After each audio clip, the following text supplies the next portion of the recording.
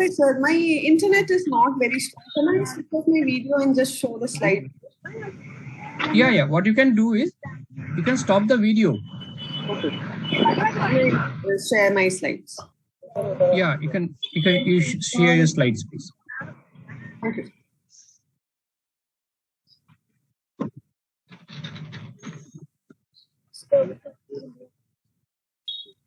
You don't want the technology. You know how I was so sleep. Kalachi paste,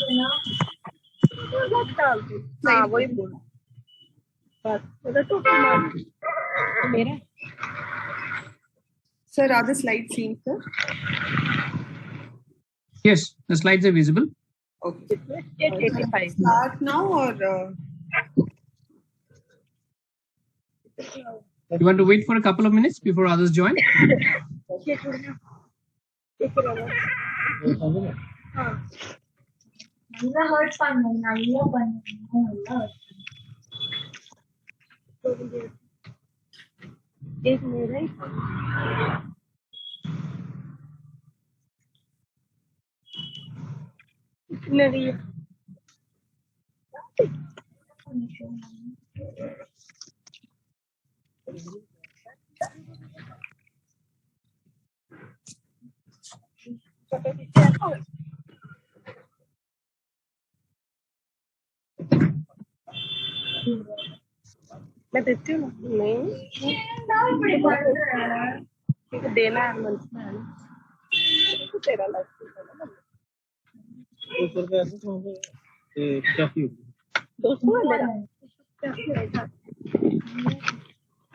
ये 85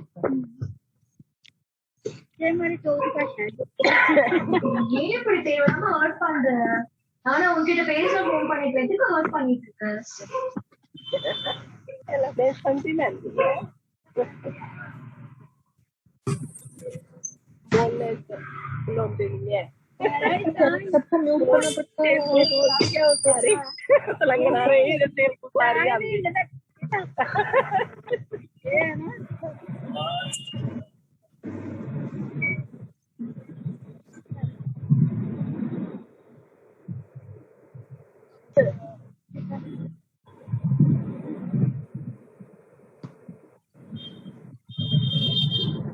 Yeah, Radhika.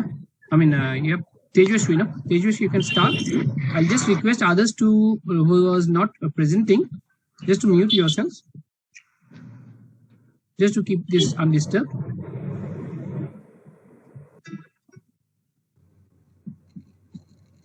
Hello, Haji.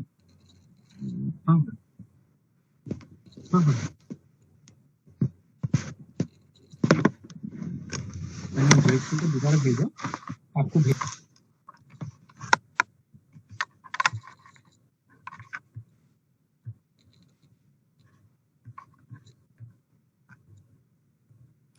So shall I start, sir? Yeah, you can start. Today I'll be presenting a case of a 4-month-old girl from Pudukkottai, Tamil Nadu. Informant is her mother and history is reliable. Child is a known case of unoperated congenital heart disease, known formula, and presently they give history of dyspnea on exertion for the past 10 months. Since there's significant history from birth, I'd like to start my history from birth, sir. 1 minute, sir. Okay. My steps are not moving. I'll just a minute.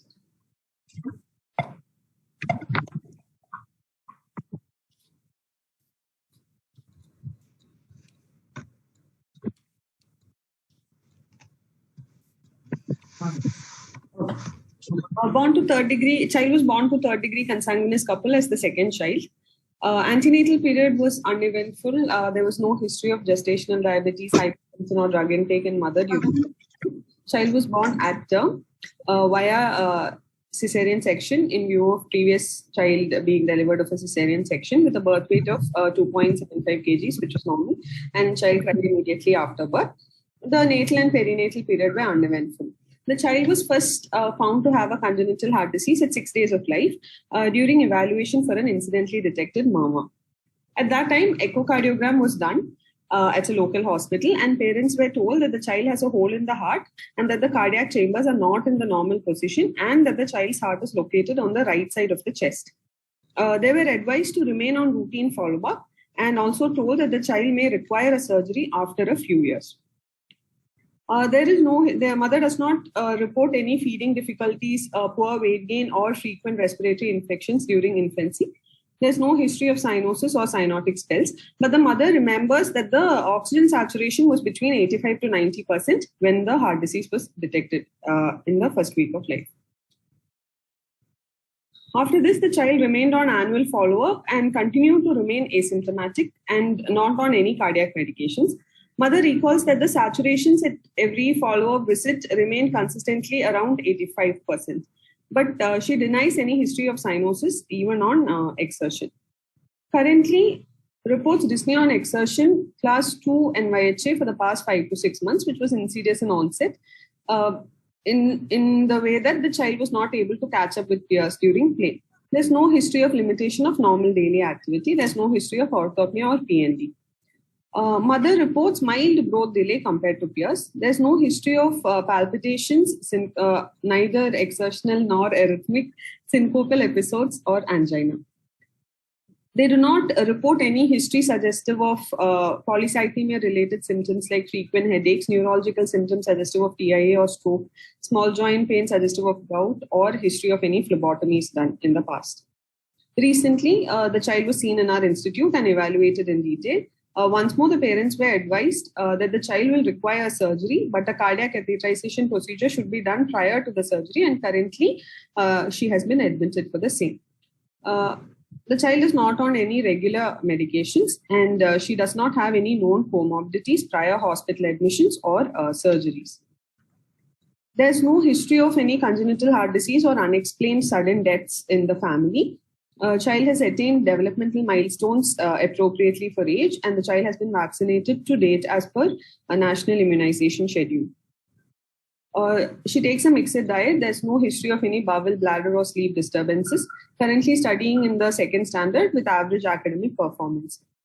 The family belongs to upper lower class as per modified Kuppaswamy's scale. Summarizing the history, my patient is a 7-year, 4-month-old girl child with an unoperated congenital heart disease identified during the first week of life, who's been on regular annual follow-up with history of documented low saturations of around 85%, currently presenting with NYHA class 2 dyspnea on exertion for the past 5 to 6 months and admitted for diagnostic cardiac catheterization procedure prior to surgery. Sir, after history, I'd like to consider a differential diagnosis of congenital cyanotic heart disease, because even though the history of cyanosis is not there, mother says that the saturation was always 85% and decreased or adequate pulmonary blood flow, because there was no history of any features of increased pulmonary blood flow in the child.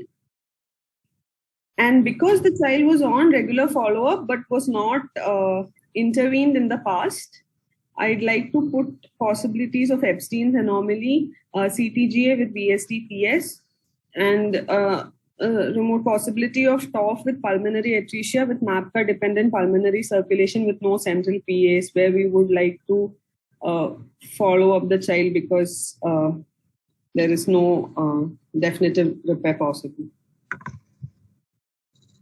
Right. So, just hovering back to your history, you have summarized your history well. So now, yes.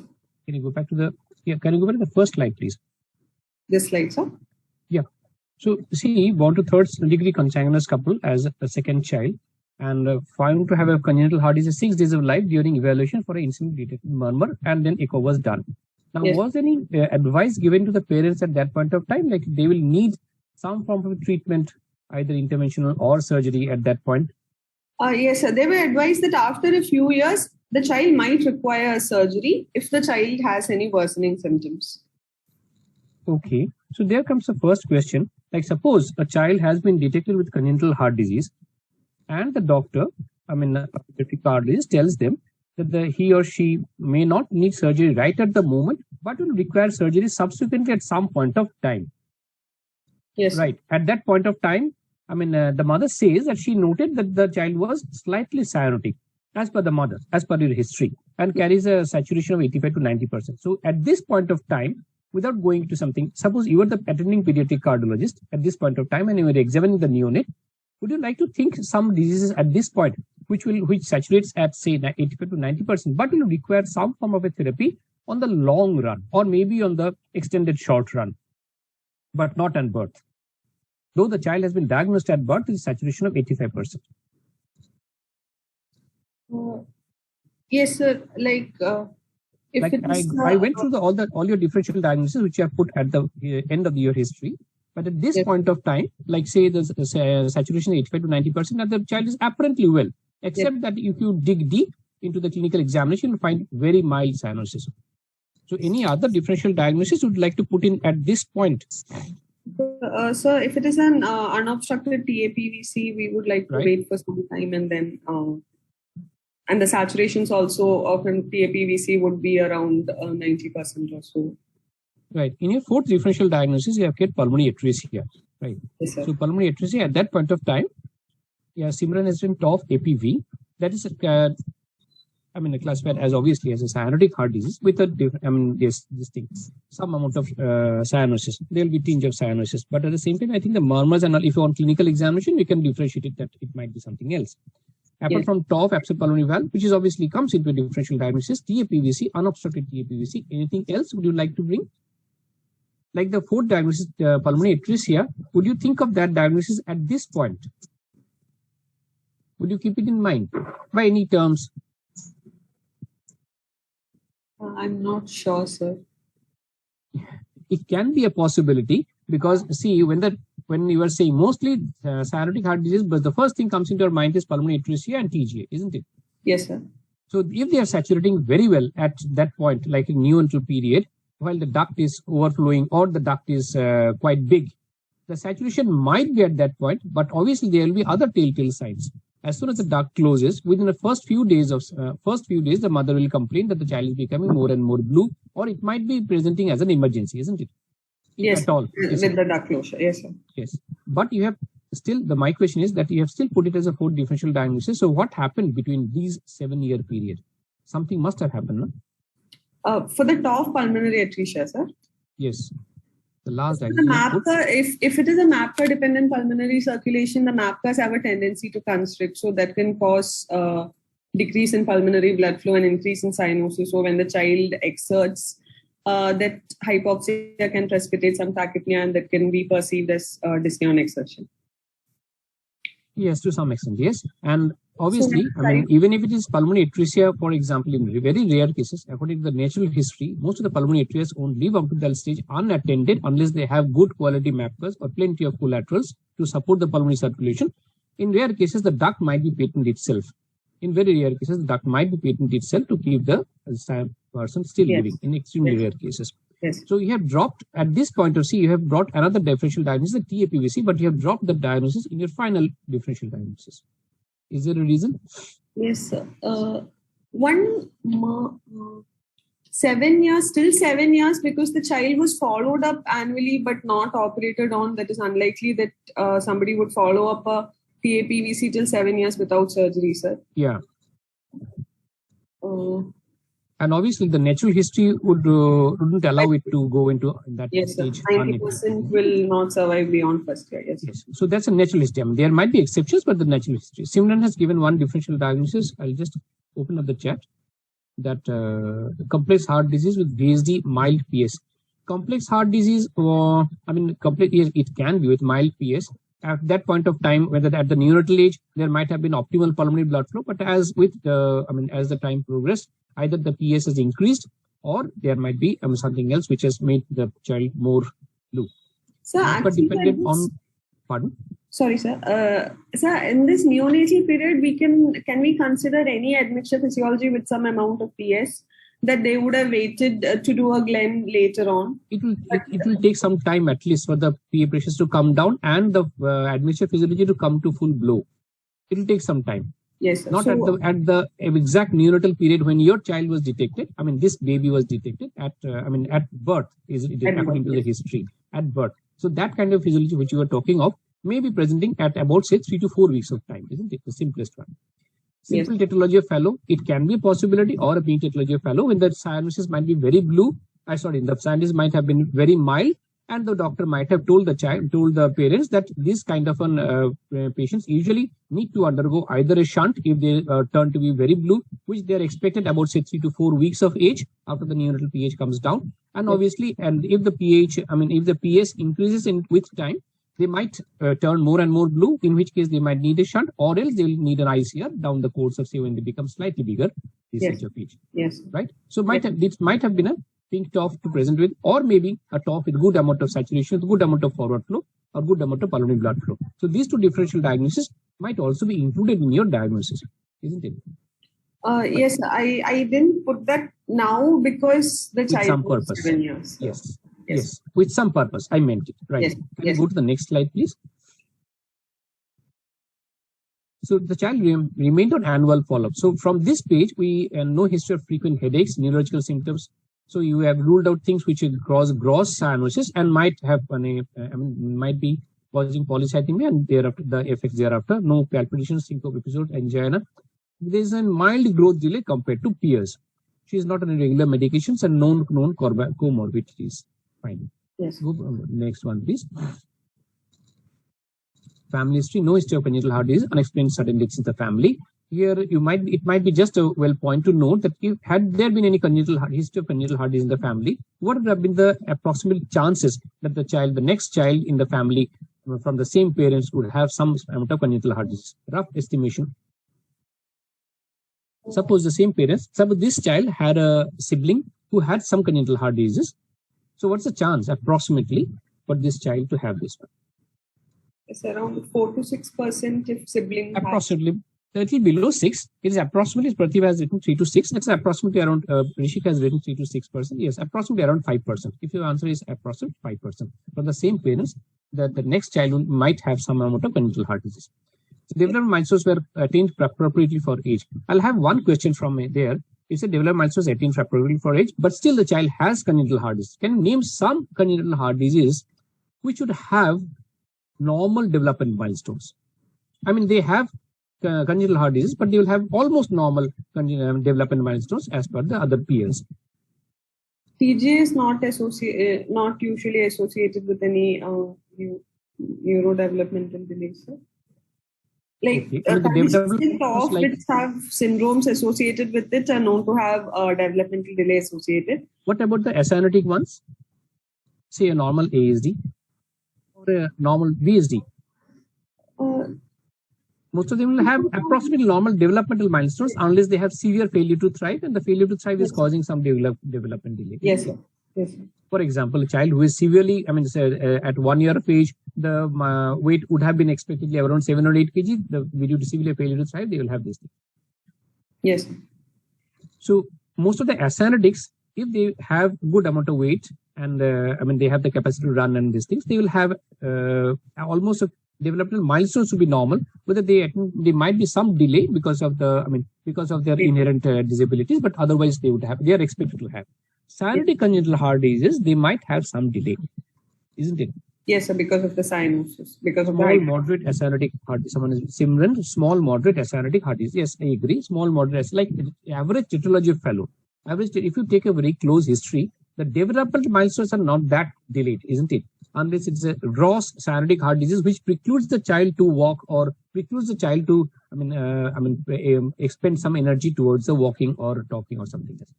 Vaccinated to date as per national immunization through child takes a mixed diet, so the child's scholastic performance have been good as well.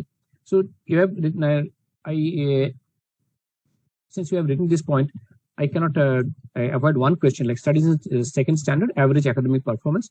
So can you name some congenital heart disease where the children would have some mental delay and the average academic scholastic performance will be below average? So Down syndrome, which is associated with AV. That's syndromic. But in general, if without any syndromic association, if they have congenital heart disease,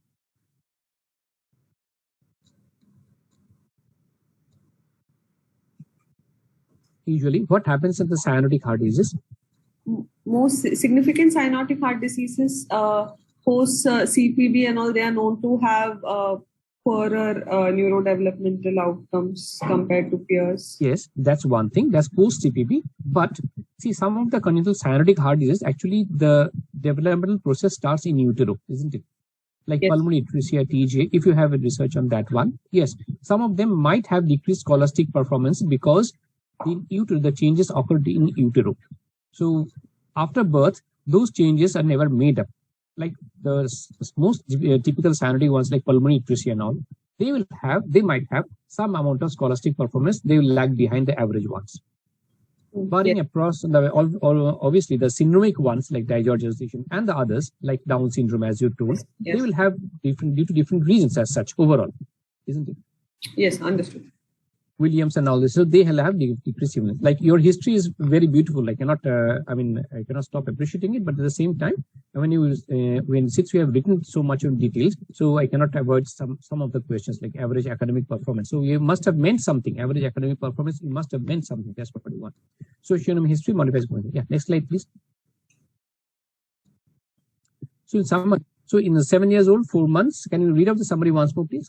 Yes, sir. 7-year, 4 months old girl child with an unoperative congenital heart disease, which was identified during the first week of life, who has been on regular annual follow-up with history of documented low saturations of around 85%, presenting with NYHA class 2 dyspnea on exertion for the past 5 to 6 months, currently admitted for diagnostic cardiac catheterization procedure prior to surgery. Right.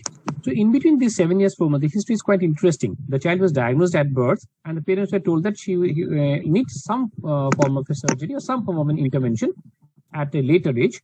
And so long and so forth, the child has been doing quite well, except for the last 5 to 6 months, which passed, with shortness of breath on exercise. It might be that the child really has class 2 dyspnea for the past 5 or 6 months, or else she might be having it for some time, or even in this thing, and the child, the parents did not notice it. Maybe it was too mild, isn't it? Yes. Simran is asking what it is. It can be a possibility. Simran, we'll come back to it later. So what do you think has changed the physiology over the past 6 months? What exactly happened? Is there something new, or there was a continuum which actually aggravated during this period? What do you think? So it can be worsening of the disease process as such, but also it can be conditions which precipitate symptoms like anemia, relative anemia in a cyanotic heart disease, or any arrhythmias which might worsen the symptoms. Or as in the case of the stop pulmonary atresia, the constriction of NAPCAS, or the growing child with more metabolic needs, even though the child is 7 years old, and this is... I would take the last one, though you have mentioned that the child comes from a very well-to-do family, or at least a moderate income family, but still there might be as simple as anemia, or maybe their nutritional requirements have been higher because of the growth period, because it's a 7 year, 4 months. Obviously, there is a growth spurt, and at that the nutrition might have been lagging, and obviously the child might have been, there has been some lack of the nutrition, which might have precipitated the thing, or else the symptoms have been brooding for some time, and obviously the people, the symptoms have exaggerated. Now, from the differential diagnosis, let us come to the differential diagnosis now, and let us explain. Yes, Tejashi, go on, please. So the first one is congenital cyanotic heart disease, decreased or adequate pulmonary blood flow, like Epstein's, CCTGA UVH, and TOP. Can you explain each one of them, please? Why do you put the Epstein's anomaly first? One of the reasons, sir, Epstein's anomaly, because of the right to left shunting PFO, and the CCTGA and the right to left shunting PFO will cause some amount of cyanosis, but we don't generally operate on it when the child is too young, and we wait. Even though the optimal age of surgery is around 4 to 5 years for a cone repair, maybe that is why I considered Epstein as one possibility, sir, because we are waiting for the definitive repair of the case. Okay. So probably I would like to differ slightly from that point. I would like to put Epstein's a little bit down your differential diagnosis, because probably the child would become more symptomatic with this one, isn't it? Yes. More symptomatic by 7 years of age. We would have expected some symptoms, especially if a child is requiring, say, a child who is requiring some form of a therapy at 7 years of age with Epstein's. Expectedly, that child will be symptomatically sometime before, maybe within the age group of, say, 3 to 4 years. would have expected some amount of symptoms, because the parents say that the child was almost asymptomatic except mild desaturation during this whole period. And also, the shortness of breath is only class 2. By this time, we would have expected slightly more abstinence, isn't it? Yes. So abstinence differentially is one of the differential diagnosis, but maybe it can come down second or third. Can it be just a simple, I mean, someone has asked, I forgot the name, someone has asked, can it be just a simple pulmonary stenosis, which is aggravated or becoming more with time? There's one point which can negate it. Yes, we would have done a balloon pulmonary valvotomy if it was causing desaturation, sir, because if it was causing desaturation, it was a critical pulmonary stenosis, and we would have done something before. Yes, more physiologically, see, a child who has been noted to be cyanotic at birth, and even at 7.5 years is still cyanotic, there would have been much more echocardiogram and much more investigations into this, isn't it? With a good murmur and all. And obviously, none of the cardiologists would leave a pulmonary stenosis with or without an ASD, which is causing desaturation to exaggerate to this amount. Yes. If it is a simple pulmonary stenosis, or say even with or an ASD, but if the child is not desaturating, like for example, most of the cases of ASD-PS would be balanced. So they will have a saturation of more than at least 95% and would be classified as an acyanotic heart disease in that case.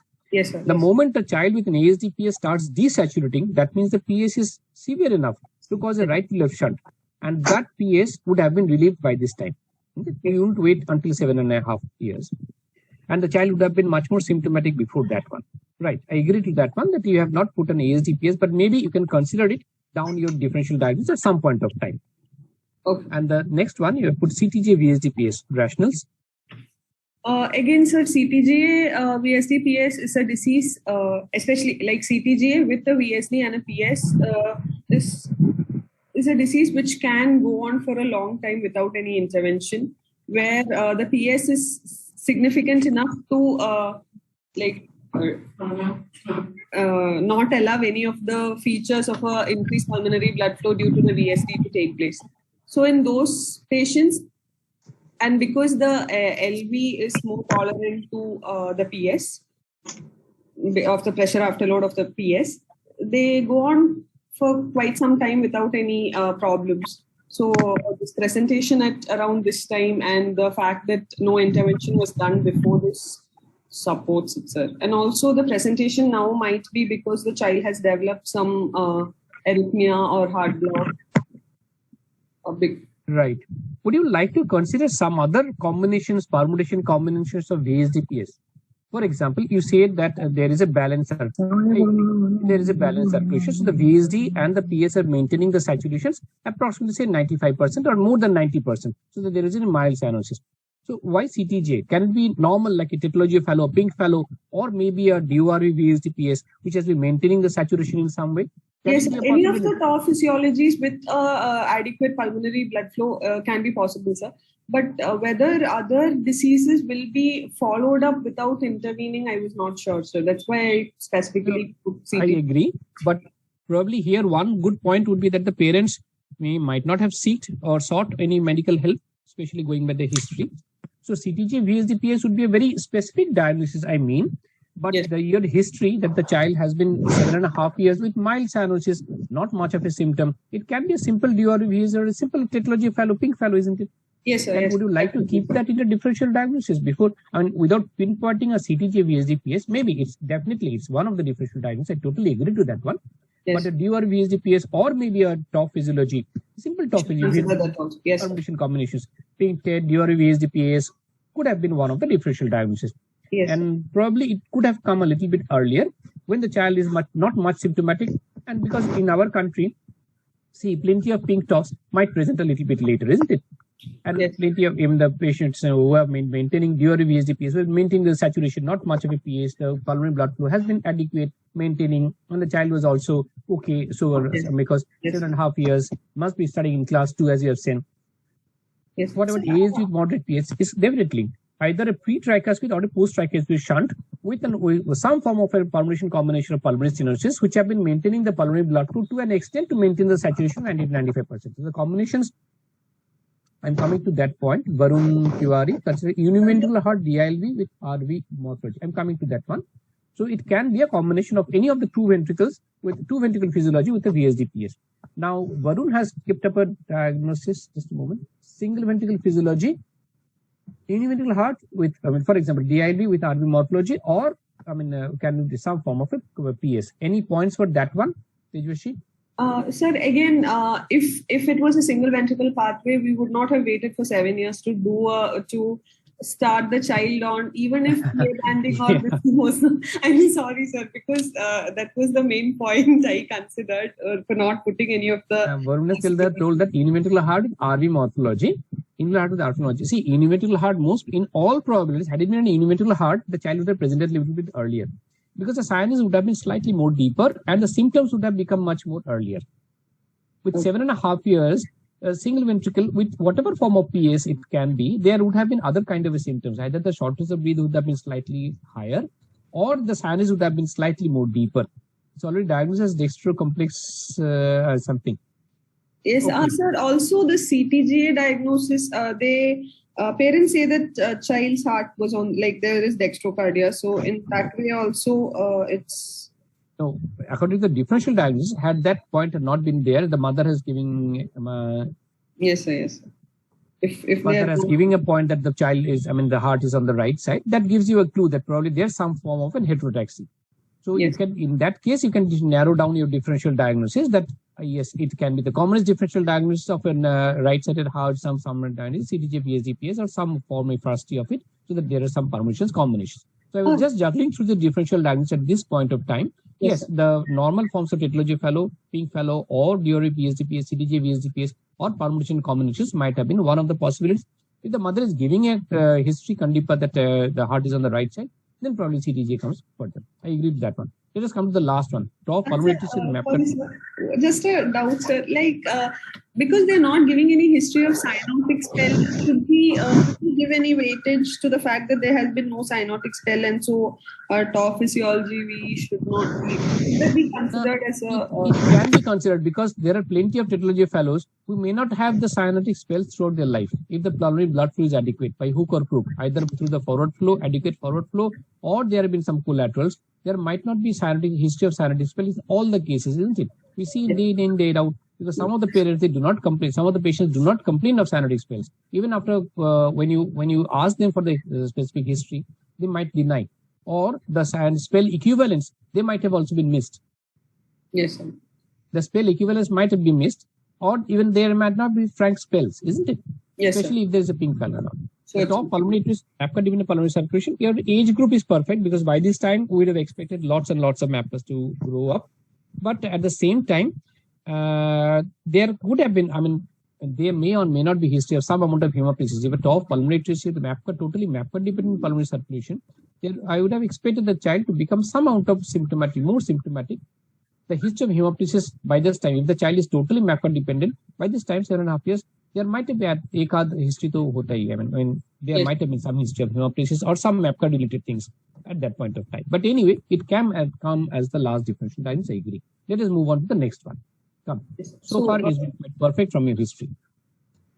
Sir, going on to examination, sir. Child was conscious, oriented, and cooperative. There were no gross dysmorphic features. Central cyanosis was present, and grade 2 pan-digital clubbing was present. No pallor, icterus, or pedal edema. No peripheral signs of infective endocarditis or aortic regurgitation. Anthropometry-wise, the weight was 15.8 kg, which falls into minus 3.8 Z-score. Height was 114 centimeters, which was minus 2.2. And BMI was less than minus 3 Z-score.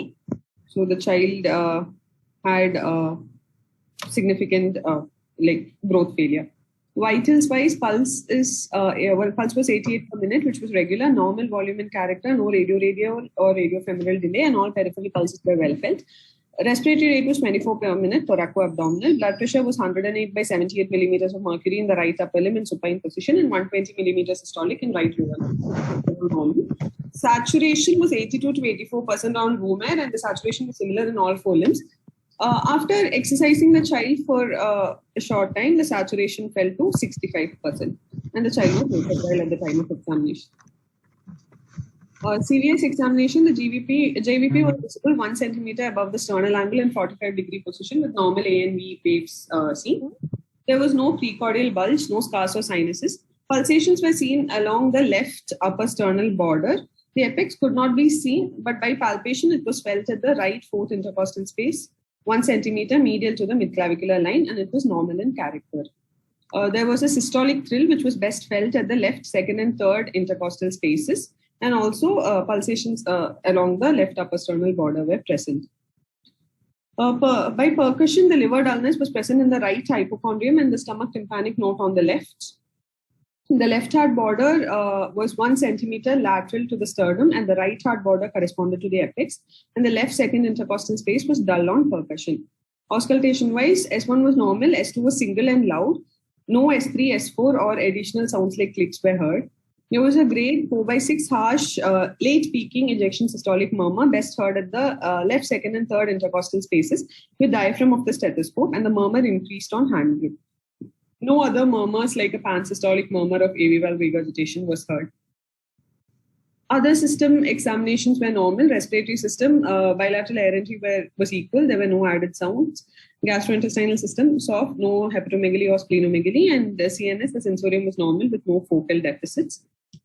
Summarizing the examination, child was cyanotic with pandigital clubbing, with regular pulse and normal volume. Situs solitus dextrocardia, dull left second intercostal space with pulsations noted along the left upper sternal border, with a single loud second heart sound and grade 4/6 ejection systolic murmur, which is best heard in the left, second, and third intercostal space. So at the end of examination, shall I go on to the differential, sir? Sir?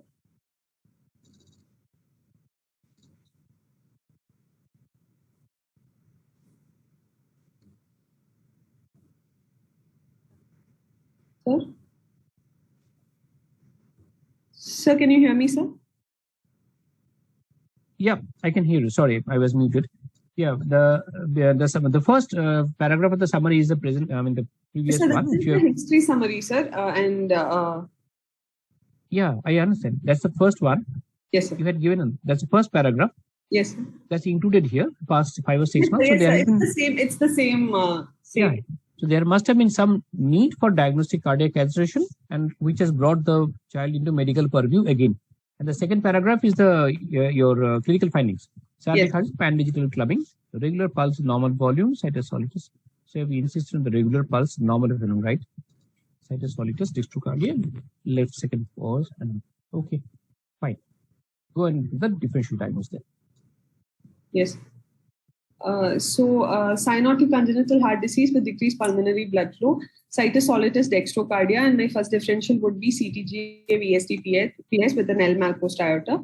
In sinus rhythm, functional class 2 with resting saturation of 82% and exercise saturation of 65%, who's not in congestive heart failure and no evidence of infective endocarditis. Fine. Now, since we have come to the differential diagnosis of, your clinical diagnosis CTG VH, which is the L malpost aorta, and situs solitus dextrocardia, sinus rhythm. So now that you have said that the child has come into medical purview with some amount of testing, which we are discussing in the last phase, and after the clinical examination, you find that there is a CTG VSDP. That's what your differential diagnosis, the L malpost aorta. The points in favor of the L malpost aorta, which you have already told, I just wanted to hear once more. So the pulsations which are felt along the left upper sternal border, sir, the dullness on percussion in the left second intercostal space, and the loud second heart sound. Because it's a situs solitus dextrocardia, we would still expect the L malpost aorta to be... the aorta will always be anterior. If it's a CTG, the L will always be anterior. Yes. What would have you expected? Suppose L malpost aorta, so the aorta is anterior into the left. Excuse? Yes, sir. Sorry, sir, I didn't... The aorta, you would have expected, since it's situs solitus, the aorta would be on cross section. Where would you expect the aorta? On an echocardiography cross section? Obviously, the aorta is anterior, but on the left and the right. So, on the left, sir, because it's situs solitus. Sir, in this case, it is situs solitus dextrocardia. So in a normal heart, we would expect the the normal CTGA on the right side. Normal. So, but because this is CTGA, in a normal CTGA, we expect the aorta to be left and anterior. Sir. Yeah, that's what. Since it's a situs solitus, yes. So I would expect the aorta to be left and anterior. That means in the space which you are describing presently. That's why you have got a, dull percussion there. Yes. Okay. Fine. So you have a functional class 2 with resting saturation of 82% and exercise saturation of 65%. Why do you think the exercise saturation did drop? So because during exercise, the requirement, is it different from the other cyanotic heart diseases or something special to do with this current diagnosis? Functional class 2. Yes, sir. Fine. Can you elaborate just on the functional class? There's no limitation of daily activity, or there's no symptoms at rest, sir. She reports some breathlessness only on effort, like playing with friends, and she's not able to play at the same for the same duration as her friends. So that would make her fall into functional class 2. Fine. So what exactly happens during the exercise? How does the physiology change? With resting saturation, say, we would expect some amount of bilateral shunt across the VSD because you have a shunt at the VSD level. The cardiac output increases, sir. So the right to left shunt, the SVR and the SVR falls. So we would expect the right to left shunt to increase across the VSD and the saturation to fall, sir. Fine. So this is almost, the physiology which is similar, not exactly similar, like what happens in a cyanotic spell, where the SVR decreases and the right to left shunt across. The desaturated blood comes more to the saturated blood. Yes. Isn't it? Yes, sir. That's what happens. Right. So next, not in CHF and no infective endocarditis. So now the fact that the saturation is down to 65% on exercise, that means the patient is quite desaturated on exercise and the mother has rightly sought help. But probably the history should date back to some more time rather than the last 6 months, isn't it? What do you feel? Probably it was not noticed because if the child is desaturated to 65%, there would have been deep cyanosis, and the parents would be the first one to note that when the child is not being able to play as much as her peers. Yes. It might be some sort of denial also, sir, because even when prompted, the mother felt that there was no cyanosis. So. Yes, that's usual. That's usual because to the mother or to the parents, the cyanosis might not be that apparent, isn't it? Yes. Fine. So now not in infective endocarditis. Okay, fine. Go on to the next slide, please. So at your differential diagnosis, can there be any other differential diagnosis with these clinical findings? If at all. It's a situs solitus dextrocardia. So the commonest differential diagnosis with this kind of a history, this kind of a clinical findings would be a CTGA VSDPS. Anything else? Would you like the ones which you kept in the differential diagnosis at your post history slide? Would you like to bring any one of them or some permutation combinations thereof?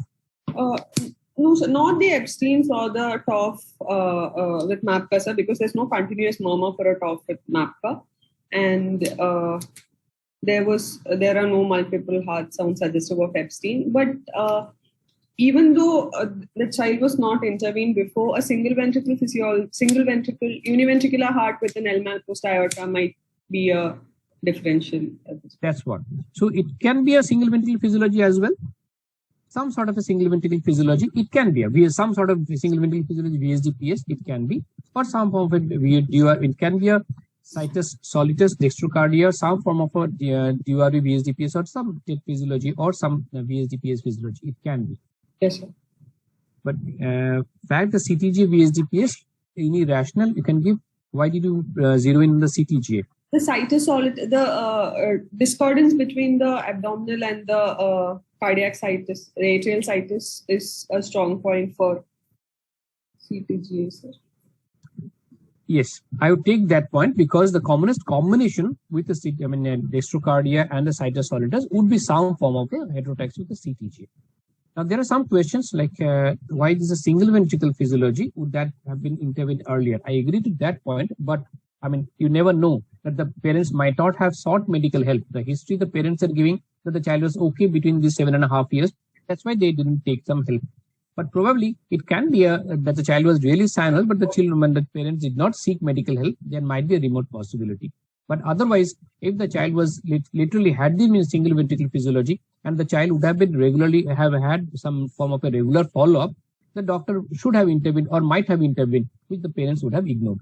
This is just a differential diagnosis which you can bring out. Yes, it can be a single ventricle physiology. I think one of the persons was mentioned, one of the students was mentioning, isn't it?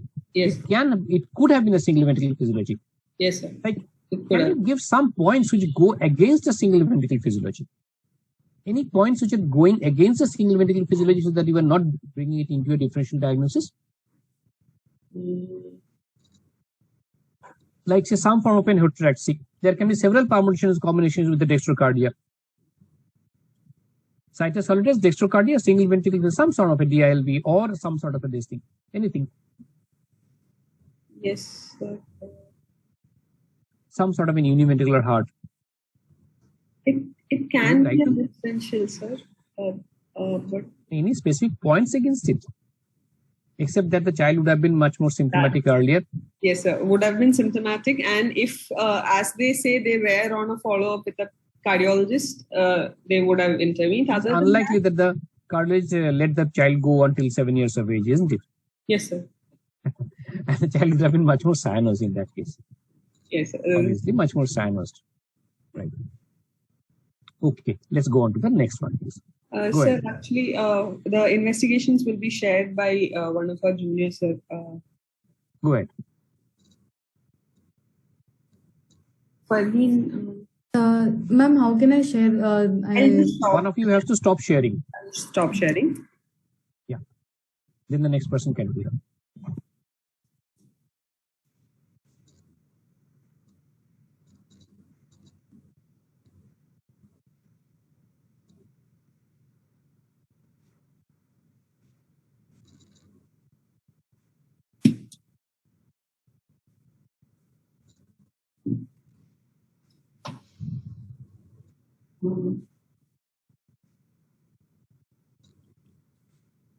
Ma'am, you can see now. So you can see. Yeah, I can see.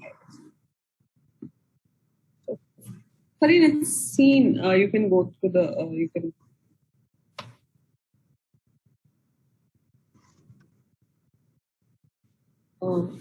Sir, shall I go on, sir?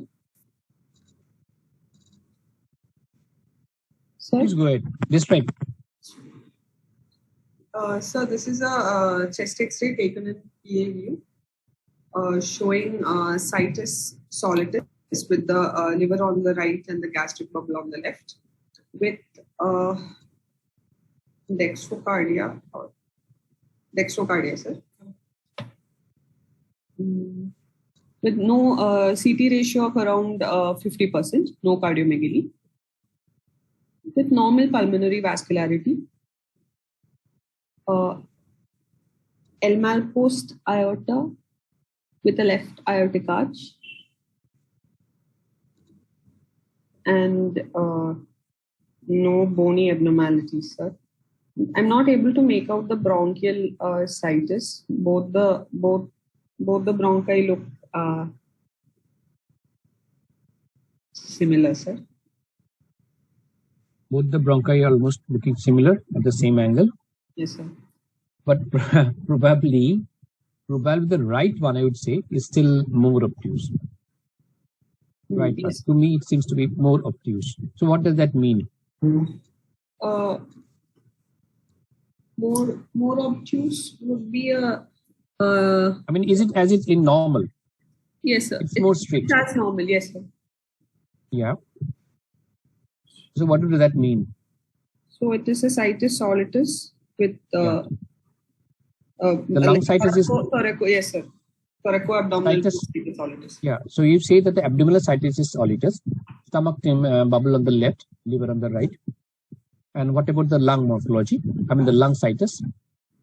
Lung situs is also solitus because of the relatively more obtuse. What are the markers of the lung situs? What are the markers? One is bronchus, sir, and other is three lobes on the right and two on the left, but yes, but that won't be seen on the yes, sir. much on the X-ray. But definitely that is on one of the anatomical markers. Anything else?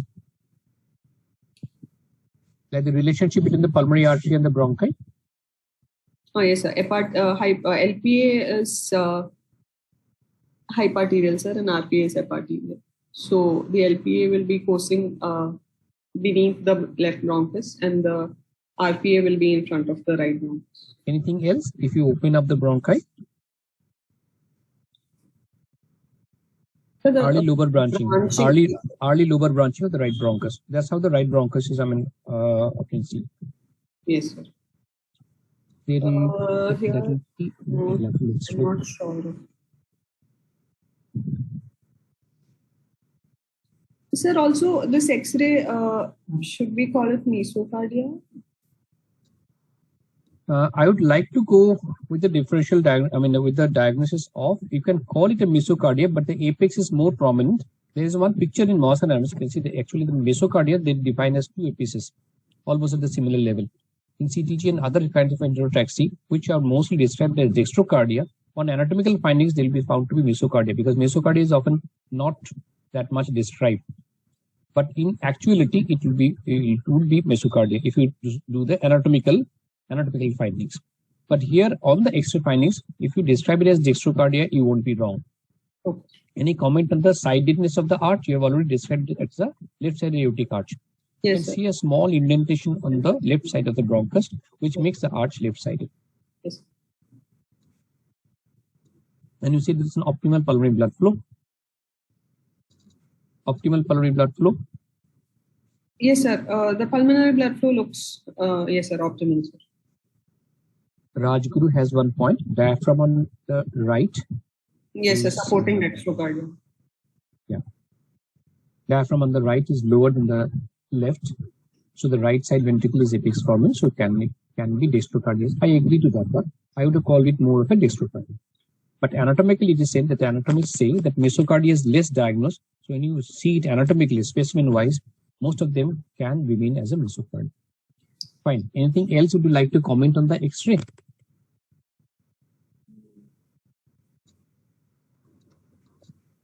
Sir. Right. We have an optimal pulmonary blood flow according to this one. And Yes. obviously, 7.5 years, cyanotic heart disease, some sort of a cyanotic heart disease. Had there been presence of MAP curves, we would have seen some amount of lacy pattern, which we are not seeing here. Yes. So probably though it will be very difficult to say just on the basis of an X-ray, but still the presence of MAP curves or collaterals, even if they are present, may not be that much abundant. I mean, the MAP curves may not be that much abundant, or even if they are present, they might be very small in character. Yes, sir. Go on to the next one, please.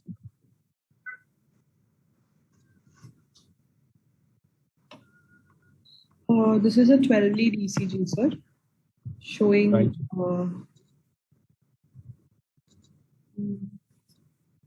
Situs is solitus, with the P wave being positive in 1 in AVF and negative in AVR, with a rate of around 80 per minute. Yeah. Come to the description of the P wave once more, please. I just missed it. So the P wave is slightly positive in 1 and properly positive in AVF, sir, and it is negative in AVR. So situs solitus, normal P wave axis. Yeah. And the rate is around 80 per minute. The QRS axis is, the PR interval, sir, is slightly prolonged. It is around, it's within the normal range, sir. It's around 160 to 180 per milliseconds. Yes. QRS axis is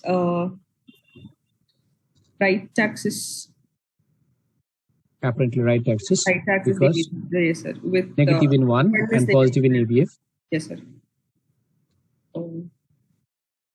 Yeah. And the chest lead, sir, we are not. It's not mentioned whether it's right-sided lead, so Otherwise, You have some sort of a monomorphic pattern from V1 to V3 at least, or V4. Everything is more of negative. yes, That more is, of negative. So if and the it's, QRS forces are more towards the right. yes, sir. So either it was these are left-sided leads. Most probably because the V1 is also having the Negative. large S waves. Yes, sir. Okay.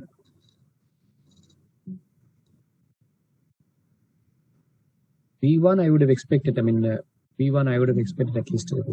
Anyway, it is large. I mean, showing the large S waves. V1, V2, V3, everything is showing large S waves. It's definitely monomorphic. Yes. So the main cardiac mass seems to be away from the precordial leads, which Yes. supports the diagnosis that probably it is a dextrocardia. Dextrocardia. And cytosolitis. Dextrocardia, cytosolitis. Agreed. Any comment on the, I mean, can anyone tell any comment on the ventricular hypertrophy? Can we see which ventricle is dominant from this kind of an ECG? Is it possible or half possible, full possible?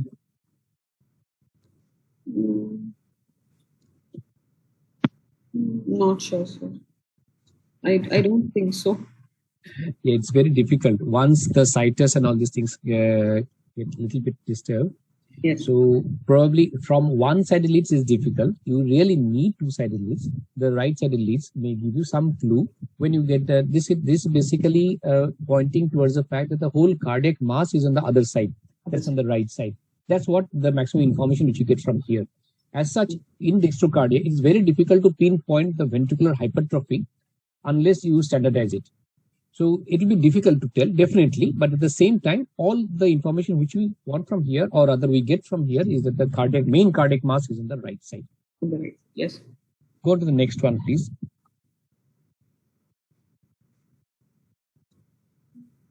This is a 2D echo subcostal short axis view showing the IVC, sir, which is dilated but collapsing with respiration. Okay. Hepatic veins also seem to be slightly dilated. Right. What information, what inference do you get from that one? The IVC seems to be dilated, but it is collapsing with respiration. I agree to that one. Almost 50% collapse is there. Yes, sir. But the fact that the IVC is dilated, and you can see some spontaneous echo contrast. Some spontaneous echo contrast. Yes. You can see some spontaneous echo. So what inference do you get from this view? For the RA pressure, mean RA pressure is around 8 to 10 millimeters of mercury. That might be because of RV. Normally, the mean RA pressure would you expect around 6. Yes, sir. And from here, from this view, since there is contrast, spontaneous echo contrast, and obviously the IVC is dilated to some extent, we would have expected the IVC to be approximately at this age group, it will be around 10 to 12. But here, I mean, it is slightly bigger, I think. Yes, sir. Can anyone comment on the width of the IVC from this view? 10 to 11. Like if you are seeing the markers on the right, it's markers are 1 centimeters between. Yes. So slightly more than 10 millimeters when it's dilated. Yeah, Varunji has said 10 millimeters. I agree. It is approximately around 10 or just maybe just a little bit more than 10. It's a little bit more than the normal. They're looking slightly congested. So the inference one can make from here, along with the spontaneous contrast, there's a sluggish circulation going on, isn't it? Yes. Some form of a sluggish circulation going on, and some elevation of the atrium onto which this IVC is falling. If it is situs solitus, then this IVC is destined to fall into the morphological right atrium. Yes. Agreed? Yes. Whatever sided it is, whether it's on the right side or the left side, whatever side it is bound to fall in the morphological right atrium. Yes, sir. Thereafter, leave alone the AV concordance or discordance, but it should be falling in the morphology. So the morphological right atrium pressure is somewhat higher than the normal. Yes. Go to the next view, please. Sorry. So this is some sort of a subcostal view. Yes, sir. It's a subcostal long axis view, probably, sir. Showing is the echo speed slowed out? Karin, is the echo speed slowed out slightly, or is the normal speed? It's a normal speed only. If it's normal speed, there's significant bradycardia. Yeah, you have mentioned the heart rate was around 80, na? See, in the ECG heart rate was around 80. Sir. Yeah, the ECG heart rate was around 80. The first frame, the frame on the left shows atria into which probably the SVC is draining, sir, which is Seems to be the morphological right atrium. Okay, so that is the same thing atrium which we are seeing partly from the subcostal view, subcostal Yes, sagittal view. There's a large inlet VSD, sir. Fine. It's a large inlet VSD occupying almost the half of the interventricular septum. Yes, sir. Two good sized ventricles, sir. Okay. More than that. Right. And the left-sided atrium is somewhat squashed from this view, somewhat foreshortened. But if you put some color, probably you could have seen that you can see the pulmonary veins on the on the 2D. You can make out the pulmonary veins in 2D, but obviously you have to wait for the color. Yes. And you see that the SBC is on the top, the largest wide one. So probably the right morphological right atrium, and there is some. Those are heavy concordance or discordance cannot be fully made out from here because the left-sided atria and the ventricles are slightly foreshortened, and I cannot see the left-sided AV valve. There's a crux fully. Would have liked a little bit of a clearer view from here. On the left-sided one, you can make out that the left-sided AV valve, at least from this view, left-sided AV valve crux.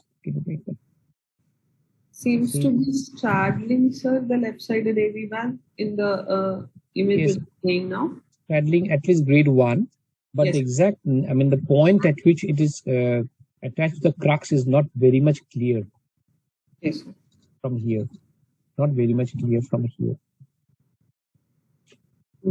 Yes, Isn't it? Yes, sir.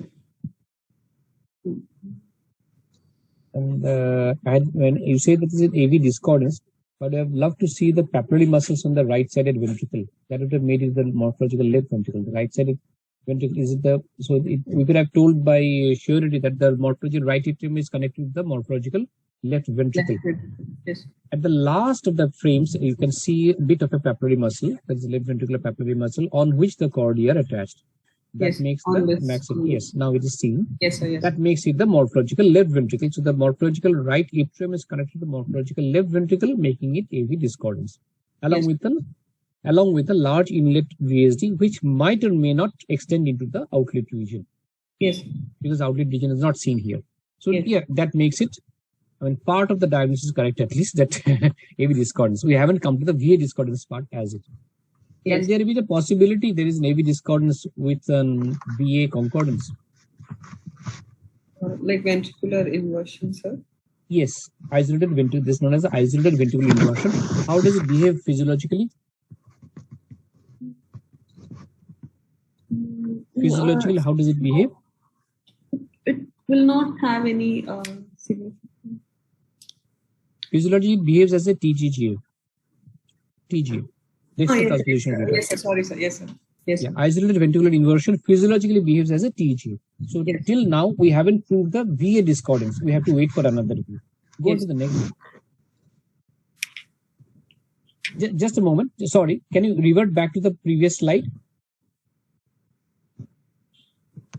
Yeah, you can see the ECG running below. You can see the ECG running below, and the heart rate is really very slow. Yes, sir. So either the ECG and the whole frame speed is minimized, because this ECG is not matching with the ECG which you had shown on the. The 12-lead ECG had a higher heart rate. The 12-lead ECG had a higher heart rate, and this particular frame which you are showing has a very slow heart rate, which is demonstrated in the ECG which is running below as well. Isn't it? We can see only a QRS complex. Only one QRS complex. So either the speed is enormously something wrong, or the person really has a heart block or something, and the P wave is not seen here. Yes, the P wave is not seen. But in the 12-lead ECG, it was there was no. Yes, in the 12-lead ECG, it was a sinusoid. Go ahead in the next slide, please. We can have some more light there. Still a subcostal view. Yes. Can you describe it for me, please? Yes, sir. There's a great artery seen which is arising from the right-sided ventricle,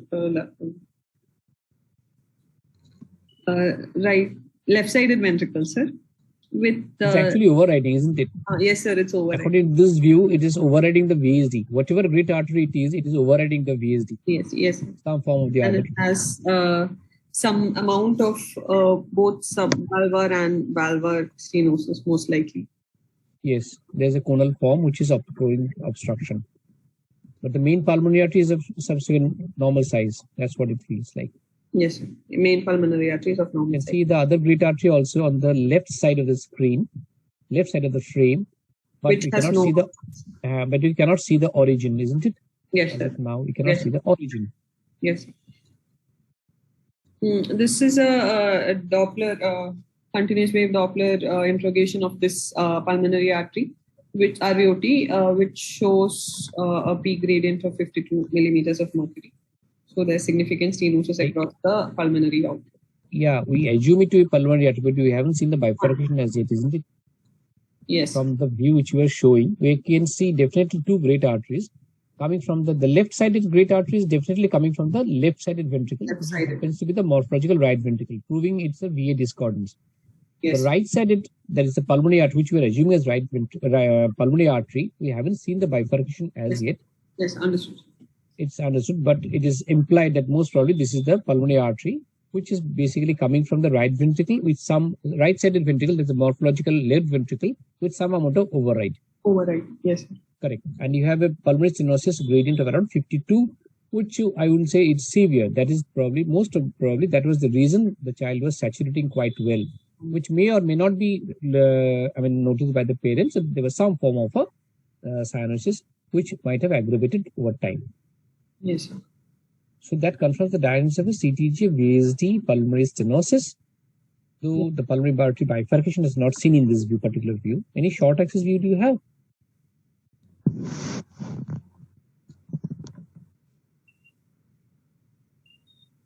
Yeah, this is apparent. Very apparent. Do you have any short axis views? No, sir. I'll show the images. Only few of them were there. Okay, I would have loved the short axis view because the aorta, according to the clinical examination, the aorta is left and anterior. The parasternal long axis is there. Yeah, that's the aorta, the greater big artery.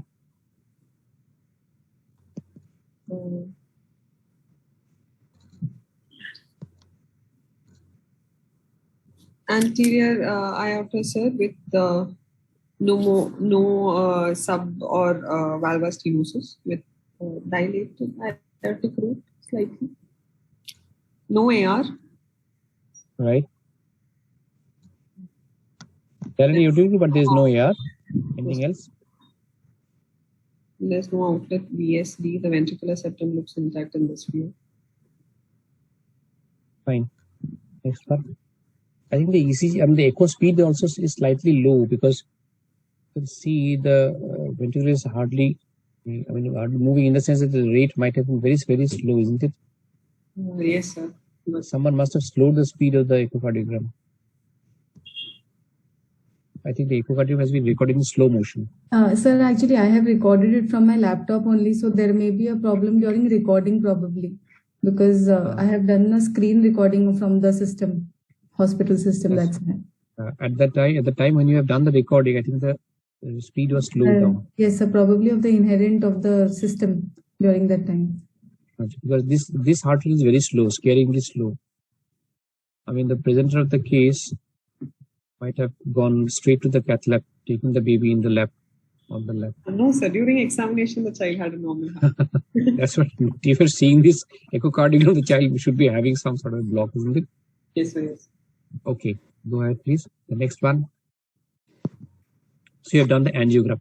Now let us come to some of the point. Now the fact that you have done an angiogram, what are the indications? Before doing the angiogram, you must have planned something. Yes, sir. So in the echo, we saw that the child had a large inlet VSD with at least grade 1 straddling, maybe higher grade also. With so if we were thinking of a univentricular pathway, we would want to see the pulmonary artery pressures and the anatomy better, sir. So that can be one reason. So let us discuss. We have a few points to discuss here. See, Yes. we have a situs inversus, situs dextrocardia, CTGA, VSD, PS. Yes. Fine. We have confirmed the diagnosis on echocardiogram, and the child is saturating, say, around 95% on room air and 65% after exercise. And otherwise, the child would had been symptomatic as per the parents, asymptomatic right then, except last 6 months. Now, when we have a CTG, VSD, PS, and you have an echocardiogram, suppose in the CAT conference, you are having a CAT conference meeting along with your surgical team, your anesthetic team, and this thing. So, what is the most plausible kind of a treatment which you are going to give the parents, and what would you like to tell to the parents before moving on to the angiogram? Because I think this is important. You make a planning. Yes. Isn't it? Before moving on to the angiogram, you must have made some planning with your colleagues. So, what plan do you have? How do you want to treat the child? First, we'll have to decide whether the child requires an intervention now or not, sir. And if an intervention, then whether a biventricular repair or a univentricular repair. Correct. So the child needs some interventions because the child has been off late. The child has been symptomatic with the drop in saturation, especially during exercise, which you have proven conclusively. Yes. Right. And at the same time, you think that the child's and we need to delineate the anatomy further so that before concluding on English.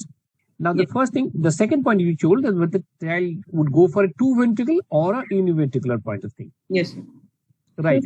So here the child has 2 good-sized ventricles. Now, suppose leave alone this case. The primary goal of pediatric cardiology is to optimize the pulmonary blood flow and also to give the child as near a 2-ventricle physiology, that is, separate the blue and the red blood circulation as practicably possible, which will lead to a greater quality of life. And at the same time, the quantity of life, that is longevity, might also increase. So these are the basic goals of pediatric cardiology, isn't it? Yes. Do you agree? Correct. So this, see, here the child has been gifted by God with 2 cycles, which you have seen on the echocardiogram, as I have mentioned also. Yes, sir. Would you like to go for some form of a 2-ventricle repair, provided the given anatomy? Is it possible, or is it quasi-possible, or is it not possible? So if we are able to close the VSD, we can consider a biventricular repair, sir. But whether the VSD can be rooted, whether the straddling is so what are the points against the 2-ventricle repair here? Now, since you have made up your mind, told me that you are going for an univentricular repair. So why do you think you're a univentricular repair here? What are the points against? That means, given the fact that the child has a difficult anatomy, dextrocardia, CTGA, VSD, PS. So what are the difficulties you are going to face, or the surgeon is going to face during a 2-ventricle repair here? Why are you not going for a 2-ventricle repair here, given the fact the child has been gifted with 2 good-sized ventricles? Yes, sir. So it's a large inlet VSD in a dextrocardia heart. So the closure of the VSD is going to be complicated with a higher risk of heart block. Agreed. That is one of the greatest points because the VSD was quite large. Yes. Agreed. Anything else? Whether the VSD can be, if we want to do an anatomical repair, if the VSD can be rooted to the, the VSD is to the left side. Suppose theoretically we just close the VSD and relieve the outflow obstruction. Suppose, because the PS remains a PS and we relieve it. Yes, sir. It's the left ventricular outflow tract now. This is the CTGA. It's a left ventricular outflow tract. So we relieve the LVOTO and we just close the VSD. The child remains a CTGA. Yes, sir. That would be a physiological repair, and then the child will have to live with the RV as a systemic ventricle with the problems associated with that. There's a higher chance of RV failure in a few years. Fine. So that means whatever said and done, even with an operation, the child follows the natural history of a CTGA. Yes, sir. So it is destined for a right ventricular failure. There is a systemic ventricular failure approximately in the 3rd or 4th decade. Yes. Along with it, the risks of surgery and closing the VSD despite the straddling, which is quite important here. You have not mentioned that one because the child has been straddling. Yes, so despite the fact that we have closed the VSD and we have relieved the LVOT, left ventricular outflow tract obstruction, the child remains a CTGA with an inherent chance of heart block either during surgery or thereafter with every passing decade, and the chance of a pacemaker. Yes, sir. Institution of a pacemaker. So that makes the physiology, not only the physiology difficult, but the life also difficult. Correct? Yes, sir. What are the other forms of therapy we have given? If any, if at all, theoretically at least possible. This is just a theoretical discussion. Can we go for a Rastili kind of an operation here? Rastili, again, we'll have to look for the rootability of the VSD, sir, for an anatomical repair. And if it is possible, then we can consider a Rastili, because then that would be better than a physiological repair. But so in a Rastili, suppose you are planning some form of a therapy where the aorta is rooted to the LV. What are the points against here? If you go back to the echocardiogram, see the aorta is arising from the extreme left. Yes, sir. You see the fourth chamber? Yeah, see this. The aorta is arising from the extreme left of the screen. That means the aorta is very, very distant. And if you have to route the aorta to the LV, that is the morphological LV to the right. Yes, sir. So it will be a long interventricular tunnel. Very long patch, yes, sir. With a long interventricular tunnel, which would make life more worse. And obviously, there will be malfunction of the tunnel. I mean, the malfunction of the long interventricular baffle, and there might be dysfunction, ventricular dysfunction. All you do is land up with the severe ventricular dysfunction in the immediate postoperative and the longer postoperative period, and you might lose the child. Yes. Also, at the same time, your points against that, the VSD is quite large. So if you try to septate this kind of a VSDs, approximately which are almost the half of the ventricles, interventricular septum, then also it itself will lead to severe ventricular dysfunction, which the child may not overcome. Yes. Under such conditions, I agree to your point, we can directly go for a two ventricle repair. Malvika is saying straddling. Yes, those are the points. When you were being asked that what are the points against a two ventricle repair here, though the fact that the child has been gifted with two good sized ventricles, which you initially described. Yes. So there is straddling, the aorta is too far away, and there is subvalvular and valvular pulmonary stenosis. So you have to clear the left ventricular outflow tract. Even if you do a physiological repair, you will leave the child with a CTGA physiology, which is not good. And on the third or fourth decade, the right ventricle is bound to fail, along with regeneration of AV valve regurgitation. Though presently, the child does not have too much of an AV valve regurgitation. Yes. Someone is saying LV is rooted to the aorta. The conus may cause subaortic stenosis. Agreed. The conus or even the size of the VSD, provided the subaortic tissue might cause some amount of subaortic stenosis. Yes, it can cause. So these are the points which are against. So what do you like to do now? So now that we have, we feel that that biventricular repair, both anatomic and physiologic, will be an issue for this child. We should consider univentricular pathway. Fine. So for that, with that intention, you are going to do a cardiac catheterization. Yes. What information do you want in the cardiac catheterization?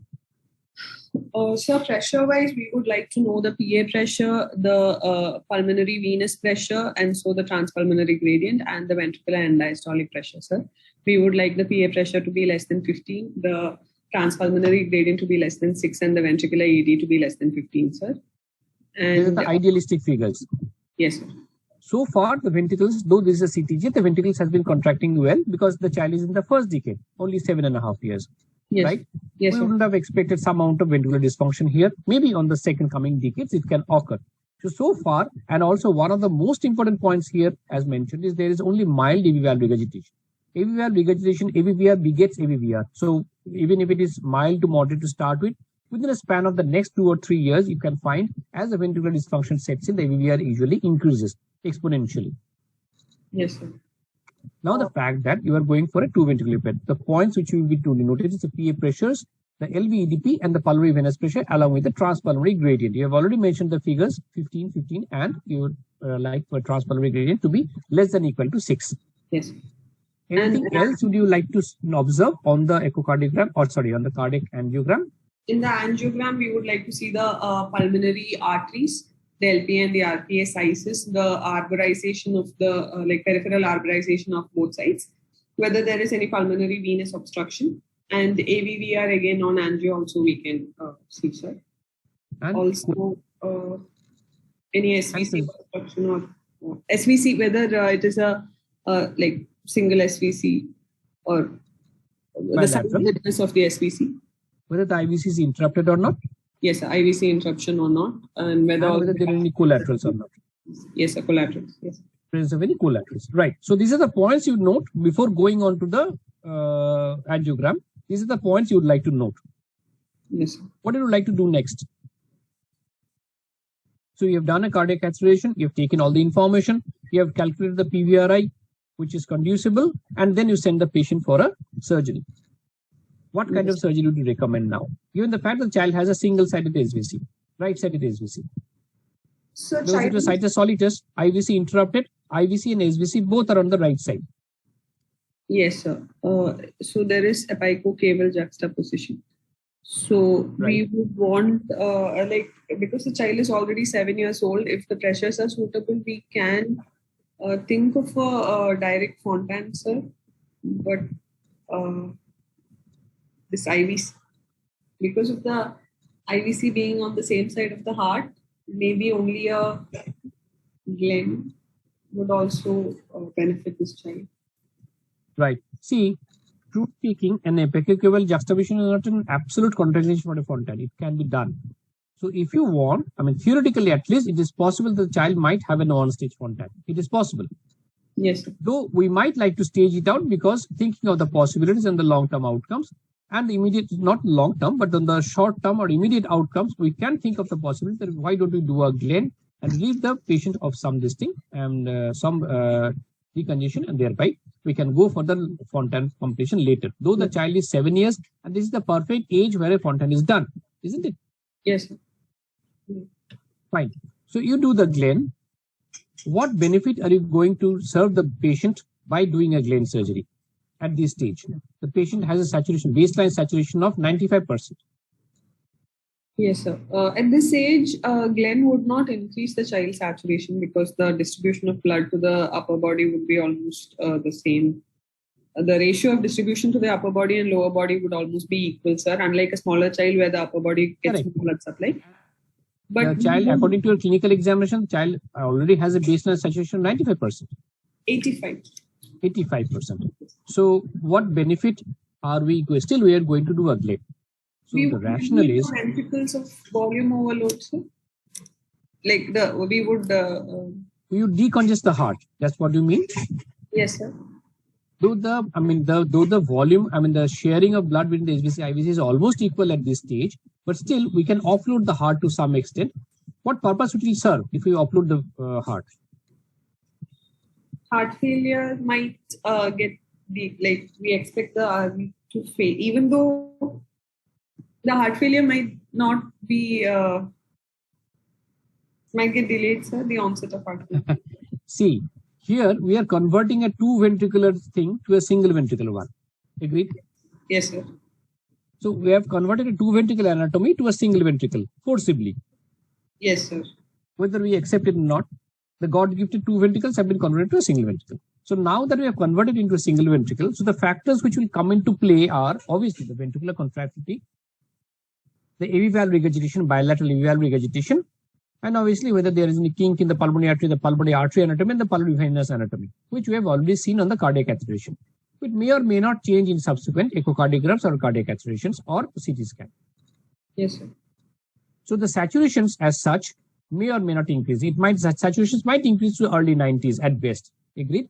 Yes, sir. Because it is 7 years, the saturation might at best become 90 to 95%.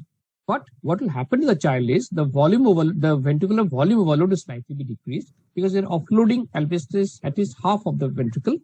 The IVC is draining into the ventricle, yes, sir, into the common ventricle, which you have made it so. Yes. And the SVC is draining directly to this one, to the pulmonary arteries. Yes. So the child's exercise capacity will increase slightly because as of the point you have said that she was desaturating to 65%. So that exercise desaturation we can alleviate to some extent. So the child's exercise capacity will increase and there will be a feeling of well-being. Yes, sir. Any other points would you like to expect? I think the entire audience, any other points which would serve the purpose of doing a Glenn? After all, the child is undergoing an open heart surgery. Whether it is an off pump or on pump, but still the child is undergoing an open heart surgery with all the inherent difficulties and the risks. Sir, we don't know the state. It might have. We don't know the status of the atrial septum, so we don't know whether it will be a off pump or on pump, sir. Yeah. Can you tell me the status of the atrial septum? I have not seen it. Assuming that there was a sizable ASD, so you will not do an atrial septum. But IS is intact, except IS was intact on echo. We could not find any PFO flows across it. You like to go for a septictomy? Yes, sir. Large.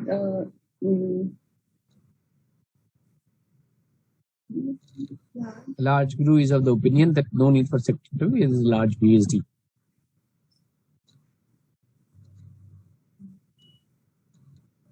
So what are the places or conditions where in a Glenn we would like to go for an atrial septictomy?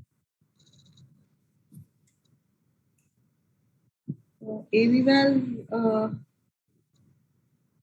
Despite the fact that There's some AV valve stenosis, sir, on either side. We would like a large atrial septictomy to be there, so that there is no there's no atrial hypertension.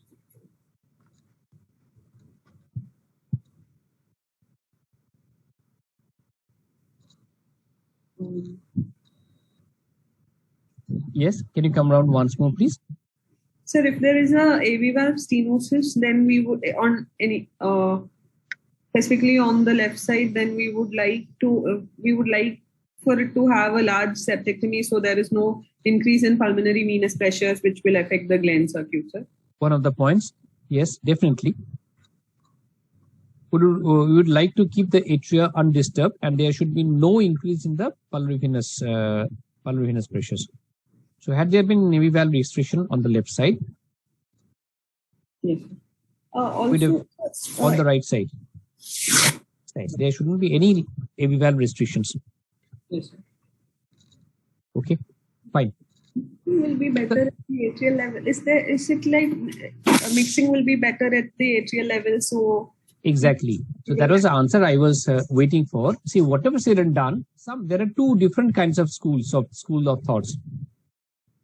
Yes, sir. One school says, the commonest school says, though there is a large VSD, due to the pressure difference, the difference of pressure in the atria is only between 8 and 6. Though the difference of pressure is less between the two atria, but the mixing of the blood is better often physiologically at the atrial level.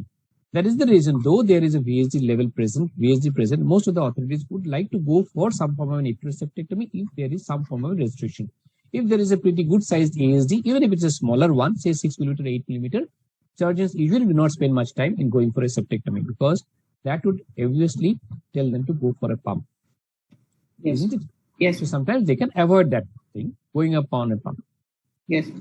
Fine. So we have given the quality of life to some extent increase with the Glenn shunt, and the activities will also increase to some extent. Next stage is, suppose you have do a Glenn shunt, and suppose we do a Glenn shunt. Yes, sir. What else would you like to do at this point?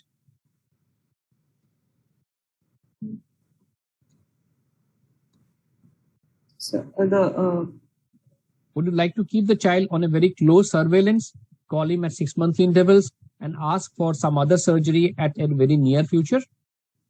Yes, sir. Because the child is already 7 years old, we would like to do the Fontan, complete the Fontan earlier rather than.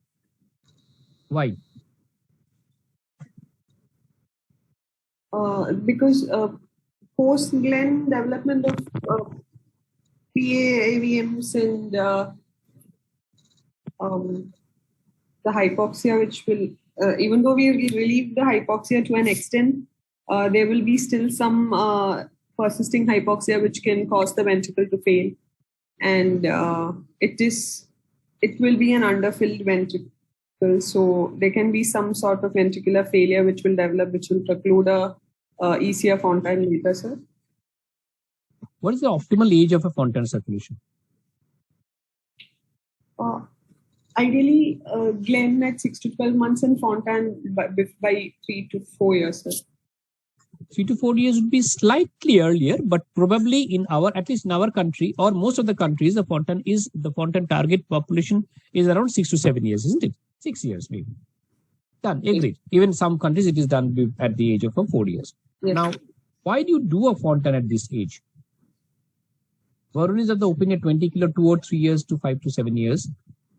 2 or 3 years would be slightly early Fontan, but 5 to 7 years I totally agree. But why do you choose that age group? Any particular anatomical or physiological reasons? It's blood flow differentiation between the upper body and lower body kind of becomes equal by the time, sir. So the benefit of the Glen will start. The Glen will start. The benefit of the Glen will be washed off at that time. Yes, sir. That's what. See, whenever you do a Glen, the reason we follow up the Glen patient very closely is that by this time, what will happen is the child will become more cyanosed. So the mother will tell that if the child has had a Glen at about approximately 6 to 12 months of age, gradually with the onset of 2 or 3 years later, the mother will start complaining that the child is not feeling that well, which he or she was feeling just after the surgery, and the exercise tolerance has gradually decreased over time, and the child has become more and more blue. So these are the main 3 complaints. So the child's feeling well-being will be slightly lesser, more and more blue, and the exercise capacity will be slightly lesser with point of time. That's how you can make up that the IVC contribution is much here at that point in time. Yes. So now that the IVC contribution is almost 60 to 70% to the cardiac output, to the ventricular filling, so now it's the optimal time. One more thing which is written in some of the echo books, like a Snyder, is that at this point of time, the ventricular mass by volume ratio is perfect for a Fontan. Because if the ventricles are too much dilated, which can happen in the AV valve regurgitation, and with the inherent single ventricular physiology, with time, due to hypoxia, onset of hypoxia, the ventricular function decreases, which is a relative contraindication of a Fontan circulation. So at this point of 6 or 7 years, the ventricular function is optimal with the mass volume ratio exactly perfect for a Fontan circulation. That is the reason Fontan circuits are completed by this time. Yes. Agree? Yes. So now with the onset, we gradually move on to a single ventricle. So by 7 years of age, say we have converted a perfect 2 ventricle physiology into a 1 ventricle physiology. So what is the latest take on CTGA? What is the best form of treatment? What you can avoid? I will ask you 3 conclusive questions, or the concluding question, because we have almost 1.5 hours into the discussion. I think it's dinner time. So suppose this child would have been just a CTGA, no shunts, nowhere. What would have you done? You would have the mother has come to you just as a pediatric cardiology consultation. The child doesn't have much of a symptoms. Child is presenting at birth. You find just as a CTGA, no shunts anywhere. What would you like to tell?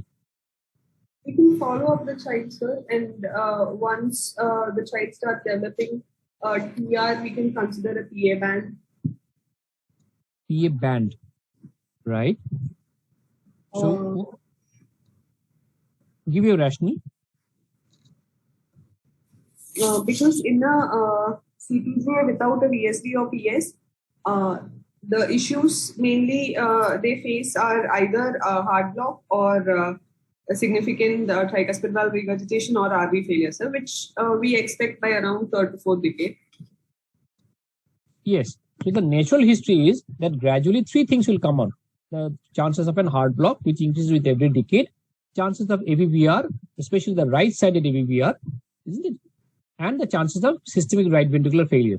Yes, sir. Systemic right ventricular failure, correct. So systemic, these are the 3 natural enemies of a CTGA, which actually scripts the CTGA natural history. Yes, sir.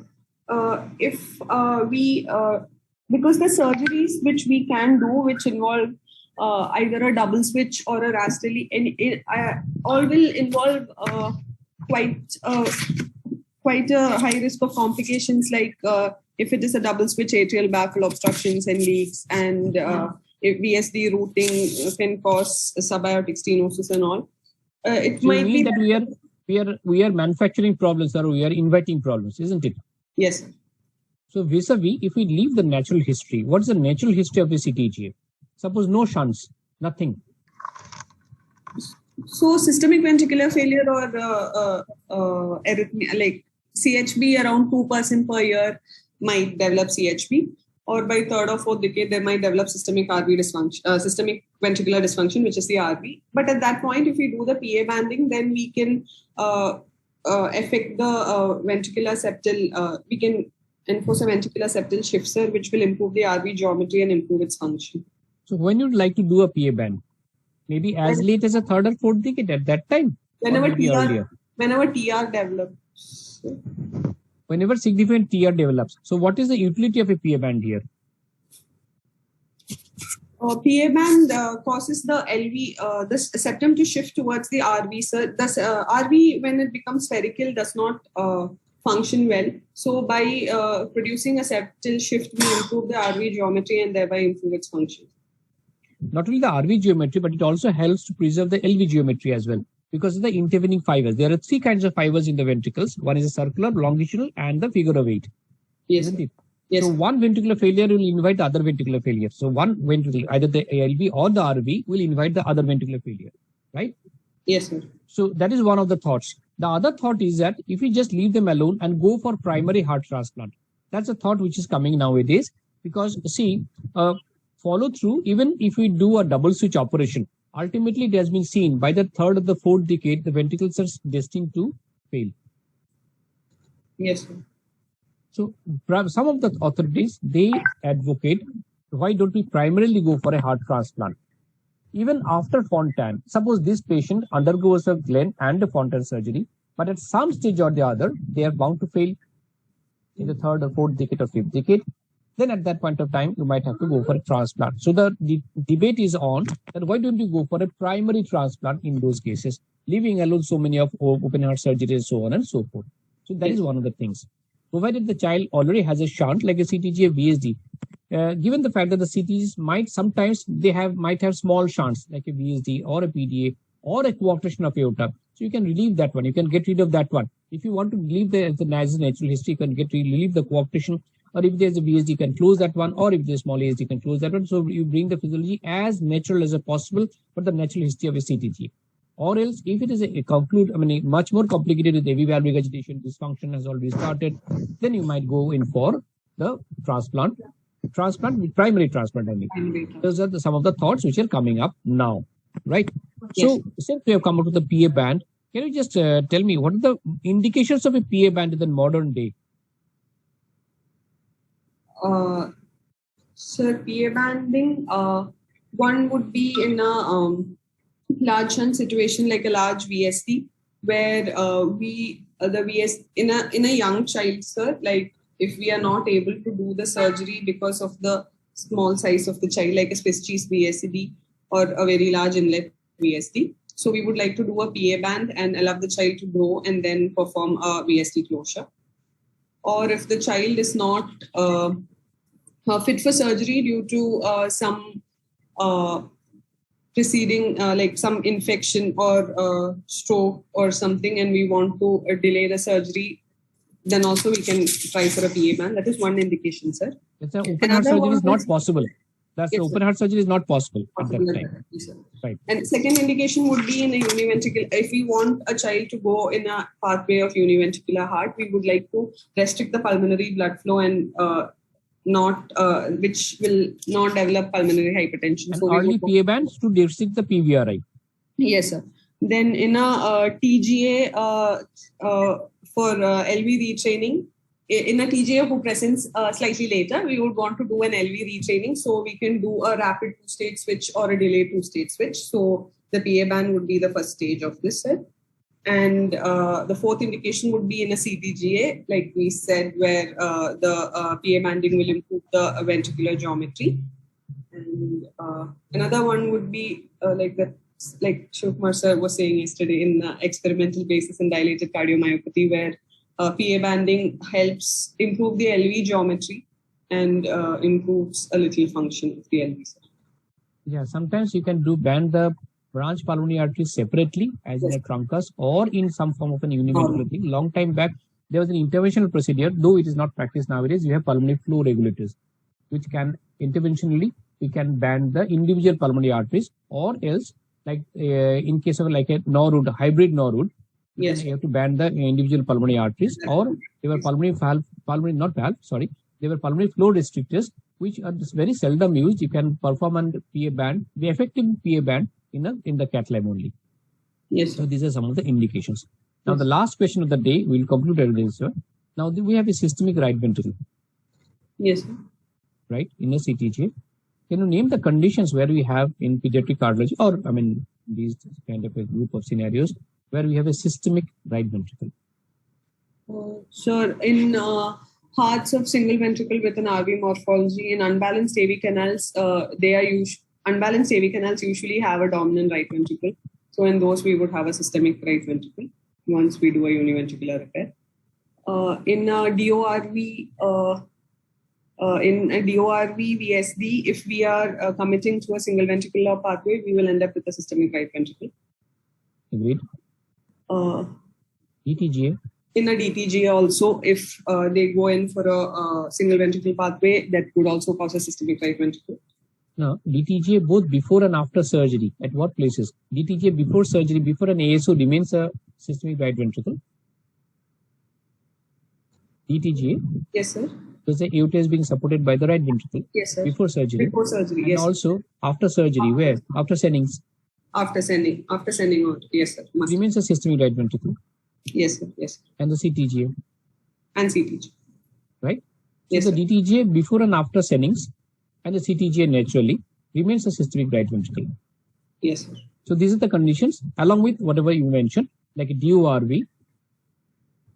Yes, sir. And unbalanced AV canal. These are the places where you have a dominant, the systemic right ventricle, which is a separate issue on itself, because most probably in all probably the systemic right ventricle, wherever the right ventricle is, morphological right ventricle is left to systemic pressures, it is bound to fail at least in the second or third decade. Yes. Right. I'd like to stop there. If you can go back to the ECG, I have only one question which you have not mentioned. If Fareen can go back to the ECG. We have just forgotten one important point. You haven't mentioned the Q waves. Oh, yes, sir. The Q waves are actually, there are no Q waves, sir. The left-sided leads are taken, so then Q waves would not. I'm not sure, sir. There are no Q waves neither in V1 nor in. Yeah, it's interesting. The no Q waves are seen. Had they been present, where would have you expected the Q waves? Suppose this was situs solitus, CTGA. Yes, this is situs solitus dextrocardia, CTGA. Suppose this is situs solitus levocardia. Where would you have expected the Q waves normally? And what does the presence of the Q waves mean? Would have expected in V1, sir, because the septum depolarizes from the morphological left ventricle to the right ventricle. So in a CTGA, the left ventricle will be on the right. So the septum will depolarize from the right to the left, and there'll be Q waves and V1s. Yes. So the importance of the Q waves are, it indicates the position of the morphological left ventricle, because the septal depolarization starts from that side of the interventricular septum. And obviously the pathological ones, like if they're pathological Q waves, they're myocardial ischemia and L kappa. Yes. Okay. We'd like to conclude the session. Thank you all very much. It was a nice presentation, and I think you gave us some opportunity for a good discussion. And any further questions we didn't answer? Truncus early presentation, less weight. Yes, you can do you can do a PA band. And someone has said, sir, will antegrade blood flow with Glenn be beneficial than NPA interruption? Can I extracardiac fondant to LP? Yes. There are some controversies regarding that. Most of the operators will leave the antegrade flow uninterrupted with a Glenn. Can an extracardiac fondant to LP and a Glenn, LP and a Glenn to RP be possible in apical cable juxtaposition? Yes. But the fact is, epicaval juxtaposition nowadays is not an absolute content. The content can be done in that case. The only apprehension is whether the weight of the ventricle itself will lead to some malfunction of the conduit. But actually, it doesn't occur. And you'll be surprised, like the question, someone has written, can an extracardiac content to LPA and a Glenn to the RPA? This was actually how the Glenn and Fontaine circuit started. When the Glenn started, you remember, everyone can remember, we usually tell a bidirectional Glenn. Why do you tell so? Because the SVC is connected to the right pulmonary artery, the branch pulmonary arteries are confluent, and the SVC flow is distributed to both the LP and the RP. Though they are a maldistribution, the right side RP gets more and the LP gets less. But when the Glenn shunt started, it is actually the SVC would be connected to the RPA, which would be disconnected from the pulmonary artery. Even if they are confluent, it would be disconnected from the LPA. And the LP would be connected either to the atrium or to the IVC. That's how the Glenn shunt actually started when it was first done. Anyway, thank you all very much. I would like to express my thanks to Dr. Shivakumar for letting us take this class. And next class, everyone will be there. Thank you so much. Thank you all very much. Thank you.